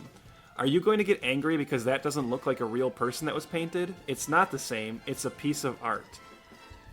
He's so dead on there, and I think that's a great segue perfect. into talking about, we mentioned the poptimistic element of this, how it's not only optimistic, but it's also pop art. Let's talk about now finally the visuals, because if there's anything else that kind of threw people off and was confusing to people at the time, but also I think to you and I, we look at it as saying, this is the other element of this being next level stuff. It is the look of this film. Now I have to tell you how I watched the film. So I have a nice 4K TV. It's a big one, and I have the Blu-ray, so I get the great sound, get the great visuals. But also, Trev, as you know, but I'm going to tell the listeners, I recently installed a Philips Hue reactive lighting setup. Mm-hmm. So all You're the welcome, colors, by the way. I'm the one who told you about that. You did. That's why I'm giving you props. And it has changed the way I watch movies. And especially this one because, like I said, it's a reactive lighting, so everything you're seeing on screen is being propelled on the wall, and I have a nice big white wall behind my TV. The visuals on here, I don't know if we're going to be able to even say how great they are by saying how incredibly mesmerizing they are. The visual language of this film it's equal parts chaotic and extremely precise. You know, like it's something to behold. You're never lost. I actually was reading a bunch of reviews gearing up to this, and so many people saying that it's just blah. It's just a bunch of chaos on screen, and I can't follow anything, and it's just so gross. It's just a bunch of CGI, and it's just a bunch of... These people get paid to review movies. We do not. If anything, this podcast actually costs us money. Yeah. It costs us money. But man, the visuals are... You said you're never lost, unlike Matthew Fox. No? All right, anyways. That was good. No, okay. Well, to feed off what you just said, I will be a little more... I mean, I agree. I think I bristle and I get mad when people say the visuals are bad in this film, but I also do understand people's confusion about the visuals with this movie at the time it came out, right? Now, this is where this is an interesting conversation, because this actually is a movie that as you watch it, there was never a movie that looked like this before, and honestly, there still hasn't been. This is such a singular kind of visual extravaganza. This is a movie that is rewriting the rules of visual storytelling as you watch it, and it is creating a new cinematic language. And anytime that happens, you kind of get why the first audience doesn't know how to deal with it. I know there's a podcast you and I listen to, and I remember somebody making a joke in that podcast where they mentioned that the way people can react to this film, they said like would remind them of when people saw that first movie of like the train coming into the station, right? And just freaking out. And it's so similar to this, like, right, where watching this movie in 2008 and it just doing visual stuff that you have no idea how to kind of comprehend because it's never been shown to you before. And this is what is incredible to the Wachowskis, is they're always trying to push cinema to that next level. And they talk about that quite a bit here. So in making this film, they actually tried some new kind of material. And I want to read a couple things here, Chris, because I think it's worth mentioning. Yep. One of the things they talk about, one of those techniques is called the nouveau pan. They talk about where this came from, a new editing approach. And they had a special effects team in Paris, which took footage from John Frankenheimer's 1966 racing film Grand Prix and manipulated it to replace the actual photograph backgrounds with a CGI substitute. So they're experimenting with this on how to kind of put new kind of backgrounds in. And then what they discover in doing that is they can also do this thing where as the camera pans over, it can pan from one character to another character speaking, putting in this kind of digital background that changes behind them and moves us from like one perspective and one scene to the next, all in one fluid motion. And they call that the nouveau pan. It's as it says here, the elasticated motion generated by stretching the panned camera angle from one actor to another was referred to as the nouveau pan. This became a very distinctive thing. And you'll know what I'm talking about when you see it. It's very well kind of contained in the scene where Royalton is talking to Speed and telling him what's going to happen now that he's turned down the offer. And the camera keeps panning over from Royalton to Speed, and in between the two of them, you see that stuff playing out, all in one frame. Another thing they're doing that's pretty incredible at this, and this comes from the world of animation, is everything is in focus. Yeah. The background stuff is always in focus, as is the foreground, which is not what we're used to in live action. And that can throw people off. So people don't really kind of know how to take that in visually because we're used to it in animation, but not in live action. I want to read a quote from Lana Wachowski talking about the editing in this movie. This movie is a masterclass in editing, but it's also an editing style which we've never seen before. So here's Lana Wachowski talking about that. She says, "We have always thought that it's interesting that no one has really done much with the cinematic language of editing. Editing is typically this very straightforward grammar. It's like a sentence. It begins with a capital letter, ends with a period. Every cut is a period. And we thought, well, because of computers, we actually have the ability to transcend this older language and try something more postmodern, the way Joyce and other postmodern writers have tried to extend the grammar of literature to reflect more the way that we experience the world. We don't experience the world in sentences and capitals and periods. We experience the world in this like rushing stream of consciousness and connections. And we thought, wouldn't it be amazing to create sequences in a film that are just rushing montages that simulate the way that we actually experience the world? Rushing montages. What a great way to just explain this entire movie. This is a movie that feels like from beginning to end, it is one long shot that just continues. And that is incredible. And it's just so unlike anything I've ever seen before. And I haven't seen many people attempt it since. I'm surprised this happens to become more through line, but I think it will. I think we're going to actually see people kind of catch up to this movie on a visual level. It's funny, that quote almost describes the way I speak when I'm talking about this movie. I can't form anything of note.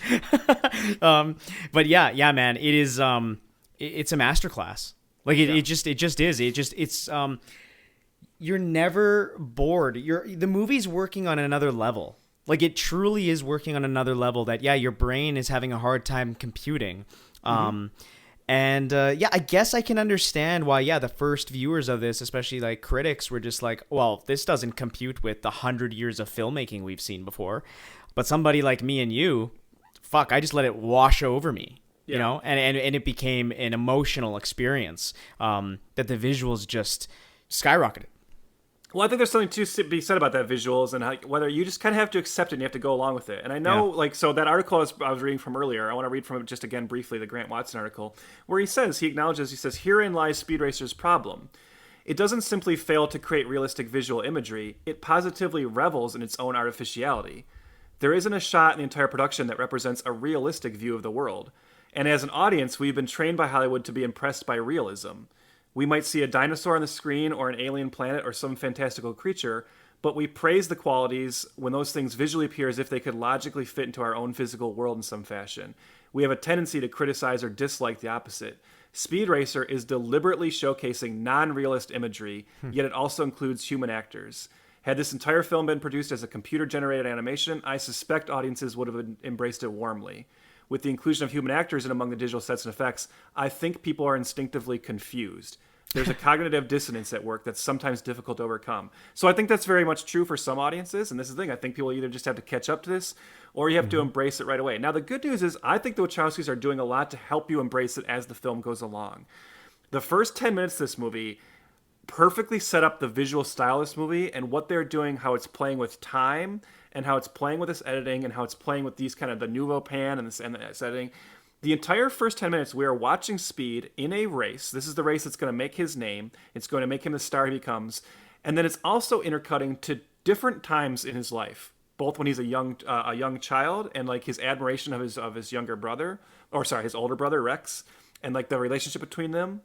Then it's cutting to Rex's whole like kind of turning on the family as they see it, right? Going off, faking his death. Well, they don't know it's a fake death, but right, we're seeing him meet Trixie as a young kid. We're seeing that relationship develop, and then we keep coming back to the race.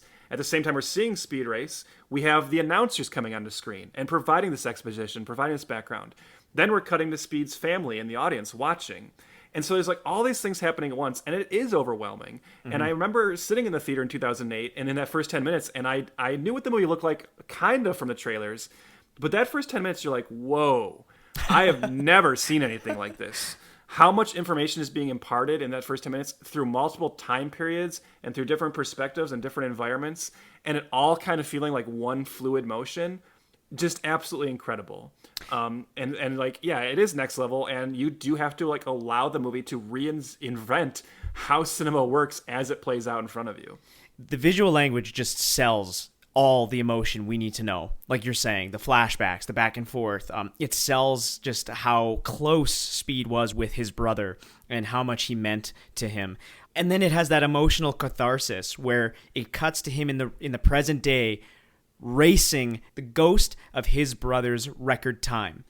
And the family having equal parts joy of what Speed's doing, that he's not going to overtake his brother's time, and that he's going to let the record stand, because at this point in time he's gone. He's dead to them. Right. Mm-hmm. And it's amazing. It's just an amazing moment that like Speed looks at the timestamp and just lets off the gas, and the ghost of Rex Racer goes through his car and he holds the timestamp. It gets me teary-eyed every single time. This time especially, dude, I paused it and we are 15 minutes into the movie.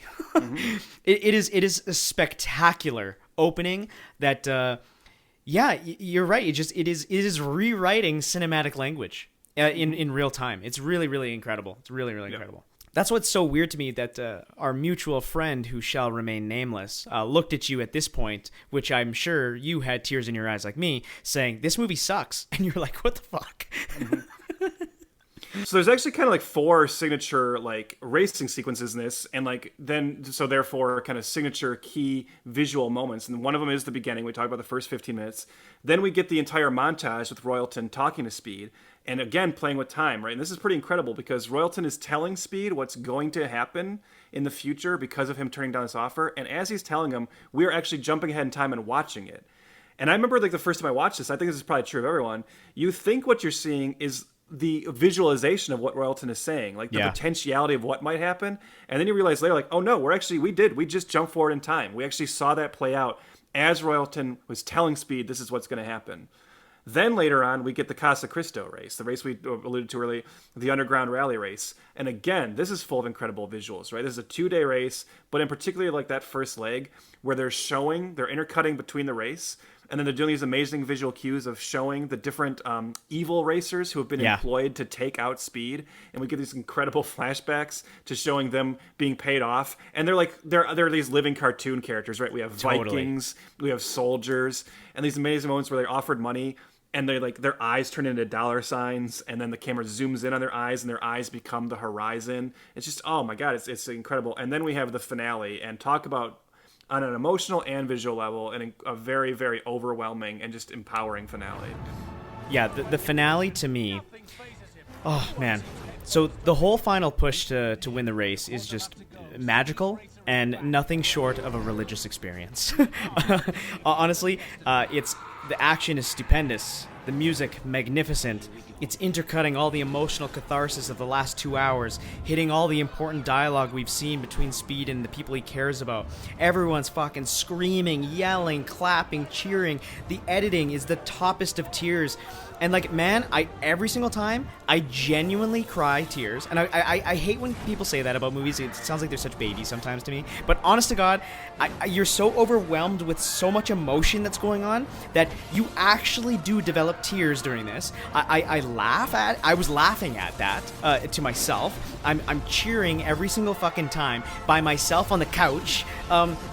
Dude, jaw-dropping finale, and really in my top 10 finales of any film I've ever seen in my entire life.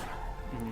It is a, when I say religious experience, it never ever gets old. Never ever ever. And I mean, I guess this is true of a lot of movies, but you go in and like, there's really no doubt that he's going to win the race, right? You understand that because it's a movie, and it's just, they still sell it so well that it ultimately does not become about the fact of him winning the race. It instead becomes about the emotional catharsis of seeing that he made the right decision, and like what it means not only for him, but his family, the family that did support him every step of the way.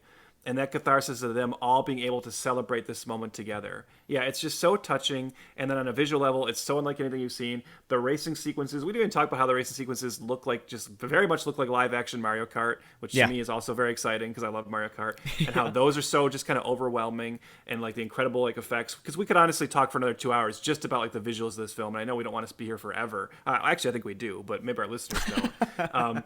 But yeah, just how overwhelming it all is, both emotionally and visually.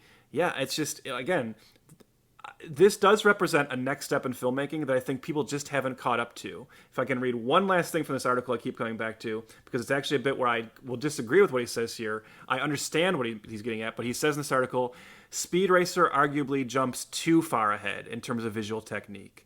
And so that's a statement where you kind of understand that statement, and I think that was probably the criticism at the time, but that's where I'll disagree.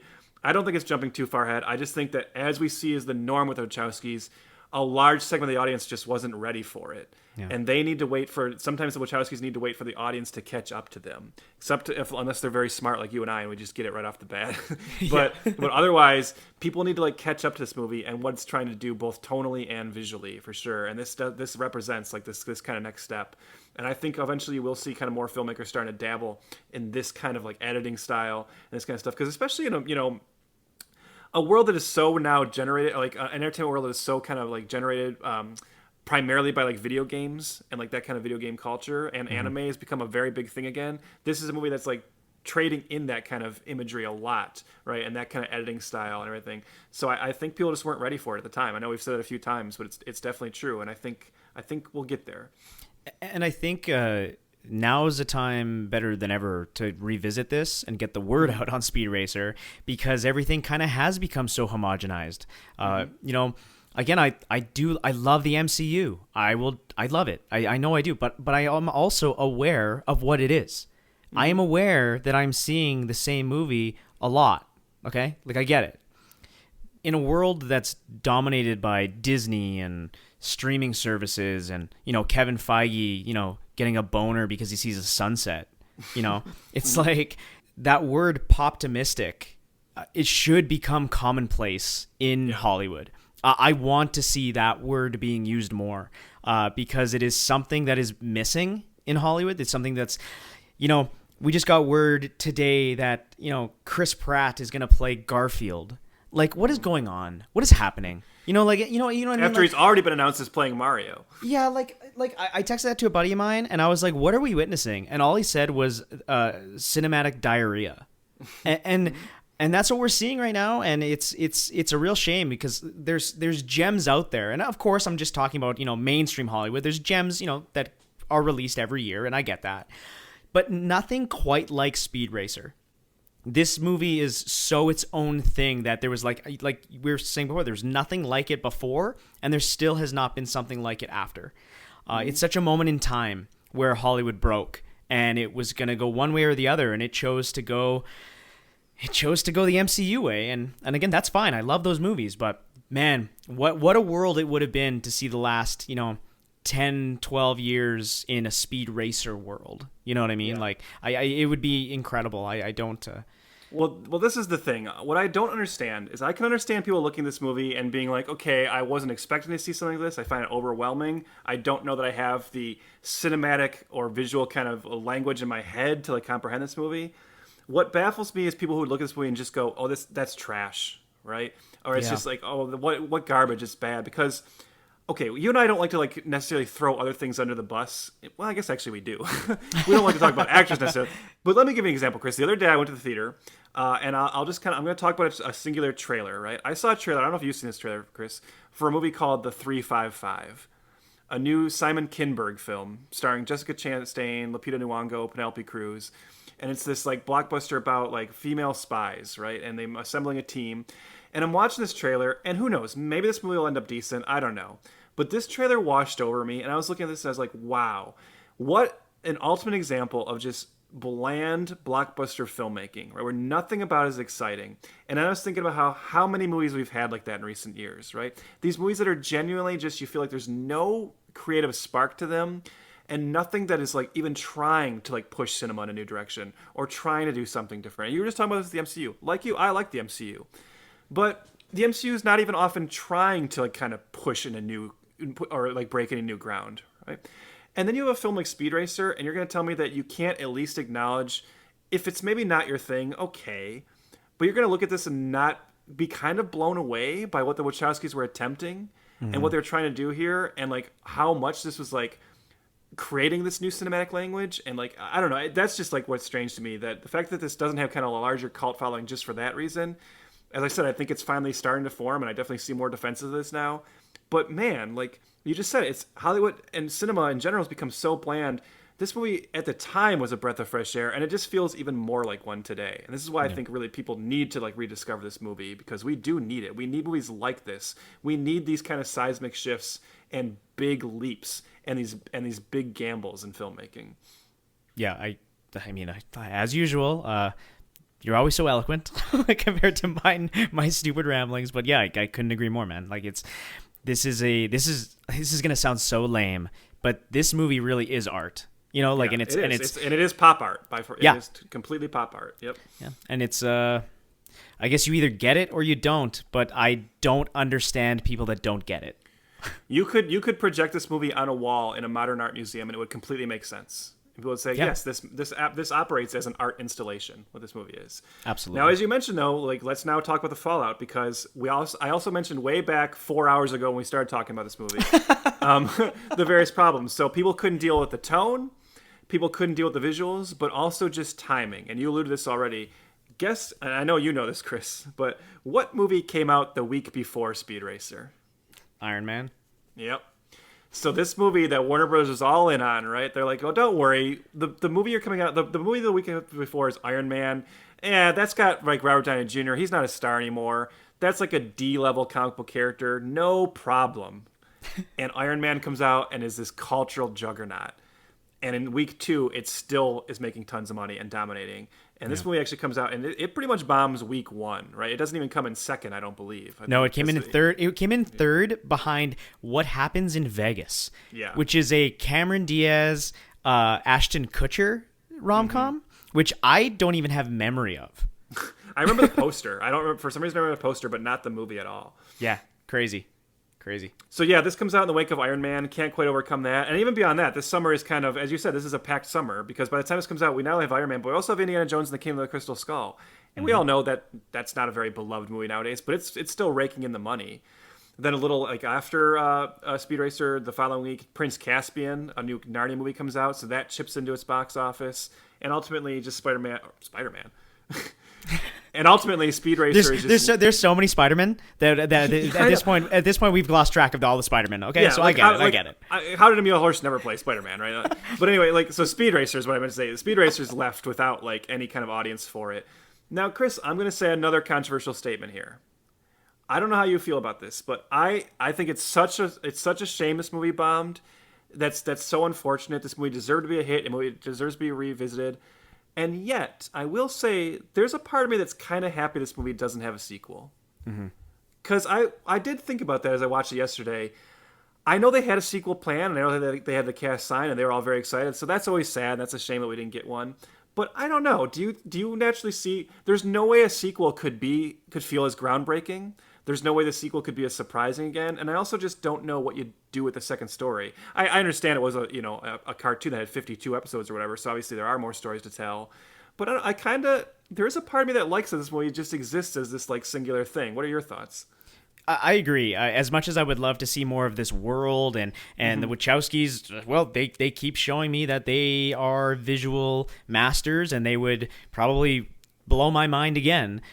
But there's something about seeing this family for the first time, and to see the earnestness and the love that they have for each other for the first time, and how they rally together. Like, what, do they just rally again for another corporate stooge? You know what I mean? Like, I'm sure the Wachowskis are smarter than me because I'm stupid, but like, do the Wachowskis make the sequel? Do you know what I mean? Like does the WB run with it regardless of them? They don't own the property. What if there's a falling out? What if we get Simon Kinberg making Speed Racer 2? Like I think there's too many worrisome elements involved with trying to strike lightning twice. It's kind of like The Matrix. I mean, honestly, it sounds so lame to say that, but The Matrix 2 and 3 were kind of an impossible task. And I think going into this one, I really wonder if the Wachowskis wanted to put themselves in that position again. You know what I mean? Mm-hmm. Yeah, this movie tells the story it needs to tell and then gets the hell out. It ends at a perfect place. And as you said, it ends on this up note. The family's together. The family is one. Yes, there's more to say, I guess, about the relationship between Speed and Racer X. That's obviously where sequels would have gone. Yes. But even that, we are given enough emotional catharsis. It's singular. It's brilliant. And as you said, just like The Matrix, it is a movie where you understand how tough the sequels would have been. And ultimately, I bet we would have got sequels that would have been, well, this was a divisive movie, but probably been in that same kind of divisive sense because I don't know where you head next. So do I regret the box office performance and the failure of this movie? Yes, of course. Do I bemoan there being no sequels? No, not necessarily. More than I want sequels, I just want people to rediscover this movie. I just want people to kind of come back around on Speed Racer. So, Chris, I'll start wrapping us down by asking, would you recommend Speed Racer? That's a tough one. Yeah, I know. Yeah. So now, do we have to replace the dread test with the Speed Racer test? Yes, we absolutely do. But we have to. What do we call this? because the Fifth Element test did not. Didn't work. We said last time that like dread test just rolls off the tongue so well, right? Yeah. Like that's the thing. So do we call it the? I mean, the racer test sounds weird because we might say race test, and I mean that's not good. Yeah, that's not. That's not good. The Wachowski test. Just quickly, I just can't let it go without saying, because you just mentioned race test, and that just reminded me, speaking of another movie about racing, let's never forget that the event in the first Fast and the Furious movie is called Race Wars. Still funny to this day. I don't know, the Speed Racer conundrum. Speed Racer Spectacular. That's too mouthy. That's too wordy. Mouthy. It's like it's telling me off. Does this movie pass the Speed Racer syndrome? No. There's another word for exam. Test. Exam. So the Racer X-am. Oh, boy. Maybe we should just stick with Dread Test. Dread Test does sound good. Let's just say this. The Dread Test is the benchmark. And Speed Racer exceeded the Dread Test. That's what we should. That's what we should implement into this podcast. Yes. That when how many movies have passed or exceeded the Dread Test? Now we Yes. have at least one. Yeah. Yes. Yes. Exactly. Okay. So the question is, does Speed Racer pass the Dread Test? Yes, it definitely does. It not only passes it, but it exceeds it. So it leaves it in the dust. Yeah. Ooh, I like it. All right. Well, that is Speed Racer. I guess our final thoughts are just it rules. It's fucking awesome. It needs to be seen. Awesome. So next time we will be looking at Jupiter Ascending from 2015. That was another attempt at something big and spectacular and different. And different. The Wachowskis have always done this. And the Wachowskis post Matrix, the Wachowskis only take big swings. Yes, and we're going to see that again with Jupiter Ascending. Yep. So I'm looking forward to that one. I saw that. It was one of the very few ones that saw that in theaters. So I don't remember much. So I'm looking forward to the rewatch. But yeah, so if you want to keep along with us, it's follow us on Twitter. At F2FPod. That's at F2, the number 2FPod. Twitter, Instagram, Facebook, everything. Check your podcast app. There's our letterboxd entries as well, our links to those accounts. Like us there, like us everywhere. Rate, review, whatever you do. A star rating would be off to the races. And then just join the tribe and hit that subscribe. And keep up with us on Failure to Franchise. This one was an awesome conversation, and I'm so excited that we got to see the movie again. Disappointing under the circumstances, but I will always make an excuse to rewatch this film. Yeah. If you found us overbearing and annoying this time, don't worry. We won't get this excited about every movie, but this definitely was a special occasion for both of us. Yes, big time. Yeah. All right. Cool. We'll be back. Yeah. Thanks for listening. Thanks. Brown leather, red leather. Is that what people say? It's red leather, yellow leather. Red leather, red yellow leather, leather. yellow leather.